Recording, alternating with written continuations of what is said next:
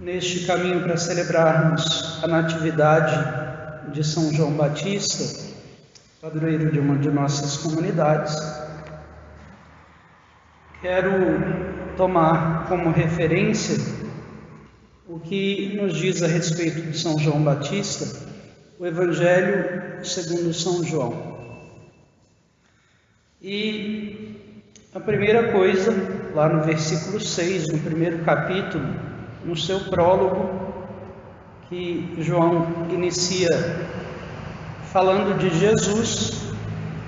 No princípio era o Verbo, e o Verbo estava com Deus, e o Verbo era Deus.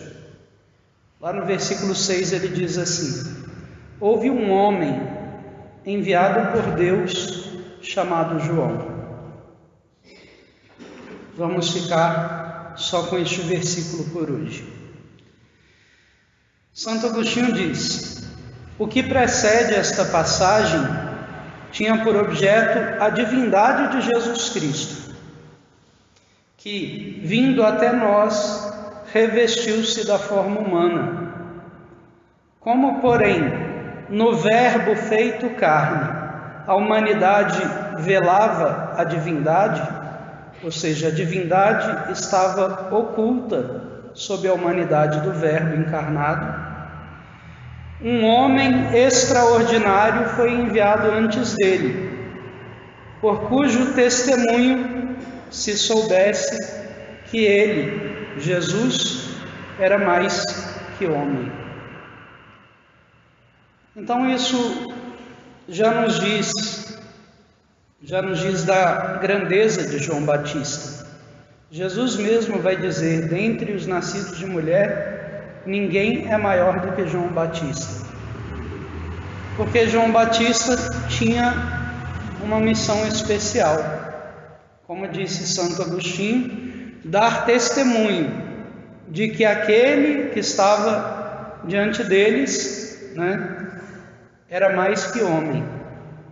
Como ele vai dizer, nós vamos meditar mais para frente também, como ele vai dizer ao ver Jesus passar: eis o Cordeiro de Deus que tira o pecado do mundo. Agora, Santo Agostinho pergunta: como haveria este homem de nos dizer a verdade sobre Deus? Como haveria este homem de revelar naquele outro homem, Jesus Cristo, a sua divindade? E responde Santo Agostinho: porque foi enviado por Deus. Houve um homem enviado por Deus chamado João. São João Crisóstomo vai dizer: nada do que João diz é puramente humano. Não é de si próprio que ele veio falar. Tudo que lhe sai da boca é ditado por quem o enviou, motivo porque foi tido em conta de anjo por um profeta. Eis que mando o meu anjo, dizia o profeta Malaquias, capítulo 3, versículo 1. Porque um anjo, isto é, um enviado, um mensageiro, nada tem de seu para comunicar. Quando escreve que foi enviado, não refere-lhe o ser, senão o ministério que viria a cumprir. Então ele foi enviado por Deus para uma missão.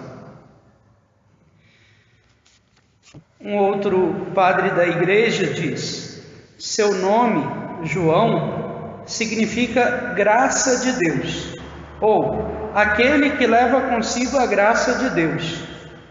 Por outras palavras, aquele que dá a conhecer ao mundo, por meio do próprio testemunho, a graça do Novo Testamento, ou seja, Jesus Cristo. Aquele que aponta o Cristo, aquele que aponta o enviado de Deus, o Filho de Deus, o Cordeiro de Deus que tira o pecado do mundo. João significa ainda foi concedido a graça, porquanto lhe foi concedido não somente o ser precursor do Rei dos Reis, senão também o de batizá-lo e apontá-lo presente entre os homens. Então foi concedido a esse homem que surgiu, a esse homem que apareceu, a esse homem que nasceu, que lhe foi dada a vida, foi concedido a ele esta graça e esta missão. Os 4 evangelistas aplicam a João a profecia de Isaías. Nós vamos meditar nos próximos dias aí. A profecia de Isaías, né,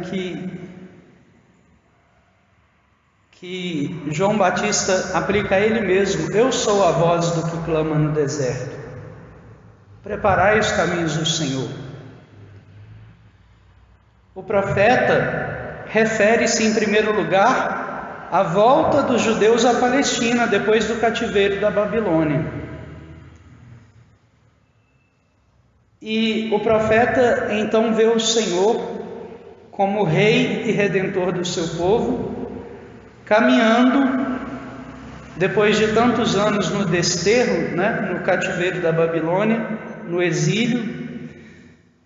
Ele vê o Senhor caminhando à frente do seu povo pelo deserto da Síria para conduzi-lo com firmeza à pátria. Conforme o antigo costume do Oriente, é precedido por um arauto, por um mensageiro, que anuncia a sua proximidade. Quando vinha alguém muito importante para visitar um lugar, para visitar uma cidade, ia à frente dessa pessoa um mensageiro para avisar: olha, está chegando fulano, preparem aí os caminhos para ele. Então, esse arauto, esse mensageiro, anuncia a sua proximidade e faz com que se preparem os caminhos, de que ninguém costumava cuidar, a não ser em circunstâncias muito relevantes.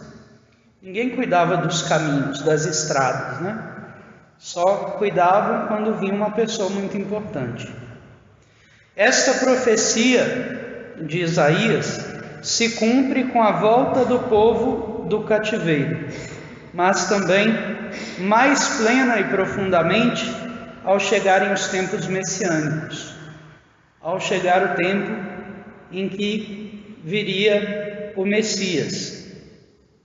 O Senhor, nosso Senhor Jesus Cristo, teria o seu arauto na pessoa do precursor, que o precederia, preparando os corações para a sua vinda.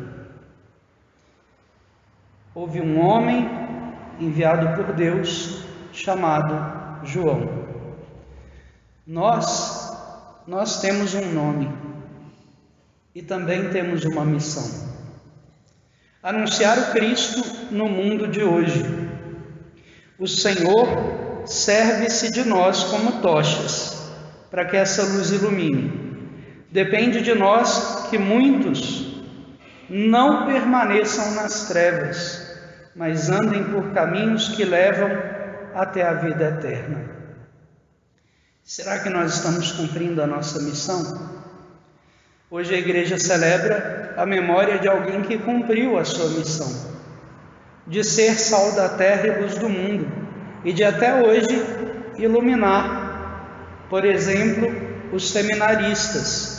São Luís Gonzaga é padroeiro dos seminaristas, é exemplo para eles. Ele estava no caminho de preparação para o sacerdócio quando ele veio a falecer aos 23 anos, depois de contrair uma doença no cuidado dos enfermos. Agora, então ele cumpriu a sua missão. E nós, que temos um nome, temos também uma missão, será que estamos cumprindo a nossa? Será que estamos dando testemunho de Cristo pelos caminhos do mundo? pelos quais nós passamos, será que esses caminhos ajudam? Será que o nosso testemunho ajuda as pessoas a prepararem o coração para a vinda do Senhor? Então, que São João Batista e São Luís Gonzaga intercedam por nós, para que possamos, ao fim da nossa peregrinação terrestre, nos alegrarmos de termos cumprido a nossa missão e, enfim, como São Luís Gonzaga, cantar eternamente as misericórdias do Senhor.